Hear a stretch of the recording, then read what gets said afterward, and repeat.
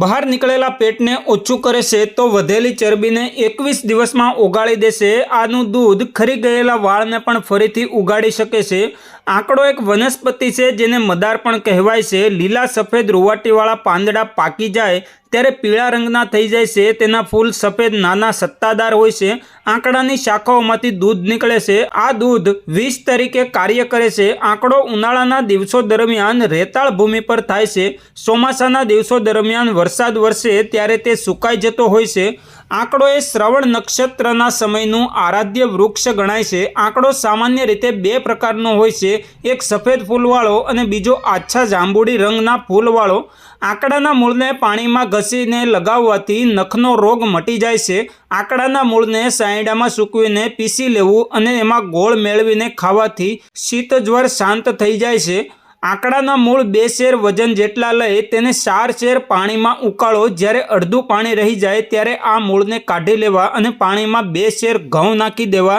જ્યારે ઘઉં બધું જ પાણી શોષી લે ત્યારે આ ઘઉં કાઢી લઈ સૂકવી લેવા અને આ ઘઉંનો લોટ દળીને બાટી અથવા તો રોટલી બનાવી તેમાં ગોળ તથા ઘી મેળવીને દરરોજ ખાવાથી ગઠિયાનો રોગ દૂર થાય છે।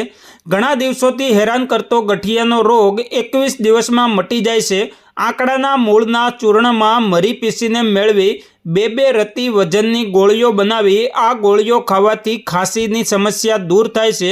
આંકડાના મૂળની સાલના ચૂર્ણમાં આદુનો અર્ક તથા મરી પીસીને મેળવી 2 રતીની ગોળીઓ બનાવીને આ ગોળીઓ લેવાથી હેજાનો રોગ દૂર થાય છે।